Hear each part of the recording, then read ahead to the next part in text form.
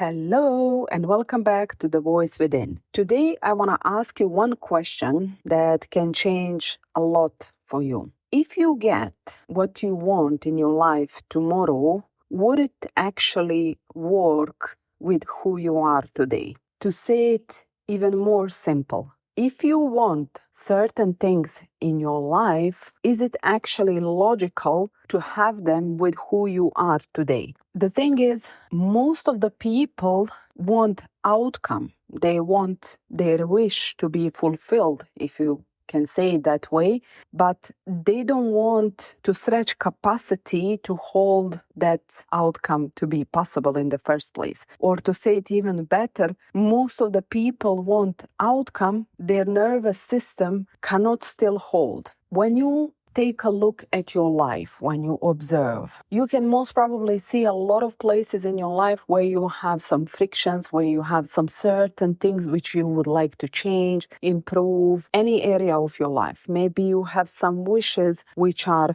hidden that you didn't say nobody about. Maybe you want to elevate your financial situation. Maybe you want to improve your motherhood, your marriage, your friendships, whatever it is in your life, whichever wish you have or something, some desire which is sitting in your heart. When you observe it realistically, does it make sense that you have that thing now with who you are actually in this present moment? Because to accomplish certain things in our life, when we have bigger picture, bigger wisdom about what do we want in our life, we have to become really honest about what does it takes to reach to that place. What does it takes to that dream or that wish to become part of our reality? People often discredit their wishes or the improvements in their life based on their certain capacity, certain place where they are, and they say, okay, this is not possible for my life. It is not possible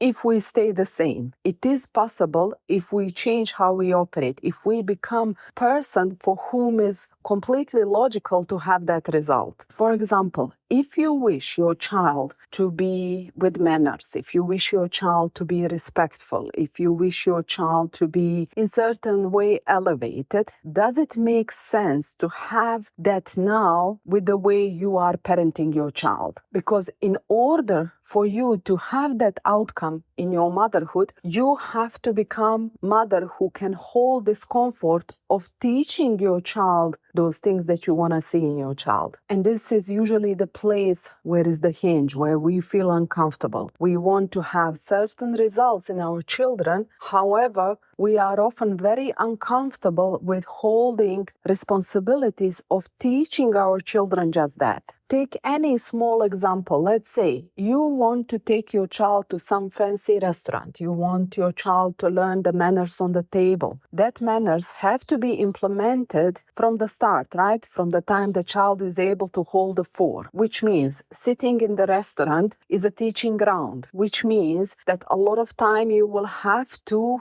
focus more on teaching your child manners instead of enjoying dinner. That means that you have to have that zoom out thinking, bigger picture in the moment to be able to model to your child what you want to see in your child long term. So zoom out thinking and thinking about long-term vision, what we have spoken about in the previous podcast episode, is crucial here. So if we say, I want my child to have manners around the table, that means that I have to feel this comfort of teaching my child just that, which means that I have to sacrifice some dinners and some eating and enjoyment and pleasure of sitting in a restaurant and eating while I'm teaching my child to embody what I want to see in my child. Which means I have to be able to hold judgment when my child drops the fork. I have to be able to model to my child the things I want to see in my child. That means that I have to hold understanding of I am sacrificing now for my child to be able to do certain things that I want to see in my child. So basically, any wish, any desire in your life, anything that you want to change comes with a certain responsibility to hold that change. This is why, like I said, people often discredit the wish and say, oh, this is not possible for me. Because saying this is actually possible for me requires us to take responsibility of making that possible. Or if we take even more simple example, if you want to become person who is running in the morning, you have to become person who wakes up in the morning, puts the shoes on and go for running. You have to become person who is able to tolerate discomfort of waking up in the morning. You have to become person who is okay with the judgments. You have to become person who is doing something completely different than most of the people around you. You have to become person who is able to tolerate physical discomfort. So it's never about, is this possible for me or no? It's always about our capacity to hold responsibility of that, our capacity to be misunderstood, judged, our responsibility to hold the consequences of becoming just that. Because as much as we want certain things in our life, we often overlook what that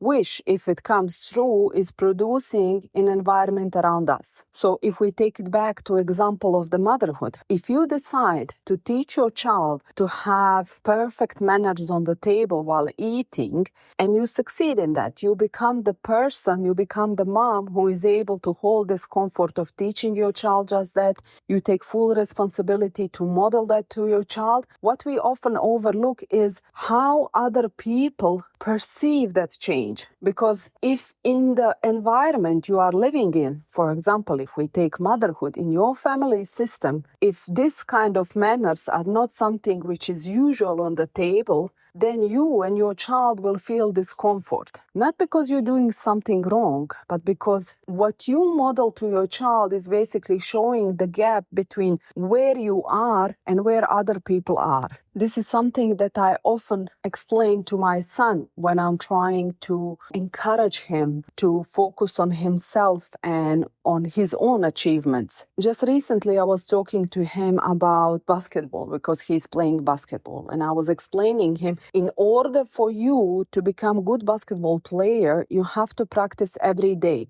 If you practice every day basketball, that means that you're going to become better basketball player than most of your friends. So now what happens? Instead of your friends saying, wow, he put so much effort in learning basketball, your friends will start judging you for the work you put it into something. And then I put the two hands, one up, one down, and I showed him, you are here, you practiced, you did something which most of the people don't want to do. And your friends, they are down here. They didn't put effort to practice basketball the way you are and to become better basketball players. So now, instead of your friends saying, okay, let me do the same so I become better, what they're going to try to do, they're going to try to judge you. They're going to try to say maybe you are obsessed with the basketball. Maybe they will say, oh, we all play PlayStation and you are only thinking about basketball.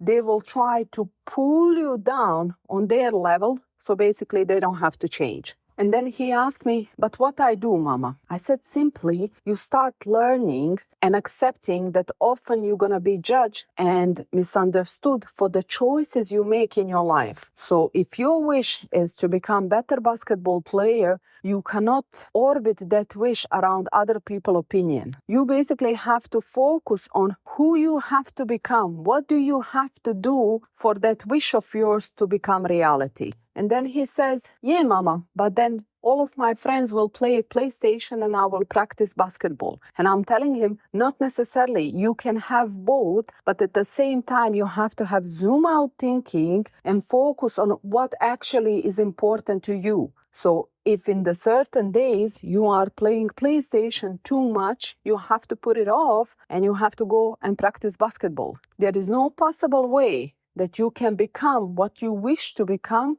without doing what is required for you to become just that. Any outcome that you wish in your life, it comes with you stretching your capacity to hold that outcome. It's like you take that gum, the gummy gum, which, I don't know, in my country, they used to come around pack of eggs. I don't know how you call it basically in English. But imagine that gum, and then you put one pen, and now the gum is around one pen. Then you take one more pen and you put it, and one more pen, and the gum is stretching and stretching. You are stretching your capacity by becoming a person who can basically hold it. And if you add too many pens into the gum will overstretch and it will break. And this is very important for us women and mothers. What we often do is stretch our capacity, then blame ourselves when we break. So if you want more peace, more stability in your life, if you want to rest more, then basically that means that you have to create space to have that.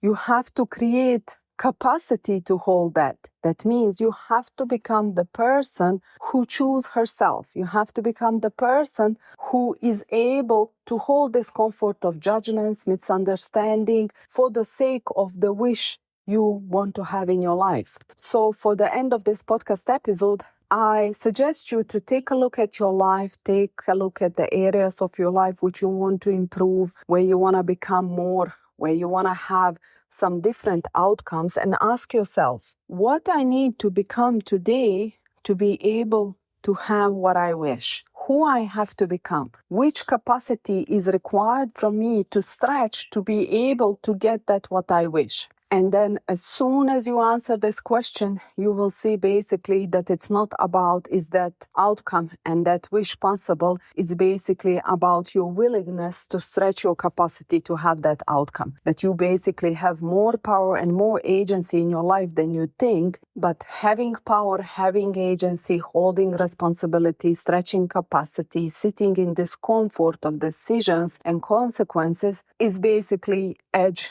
we are learning here. Basically learning to become self-led woman who can hold all of that because she has bigger picture in front of herself. And that's all for today's podcast episode. I hope you enjoyed. If you did, please share this episode with whoever could benefit from it. And until next week, I wish you a beautiful rest of the day. Bye.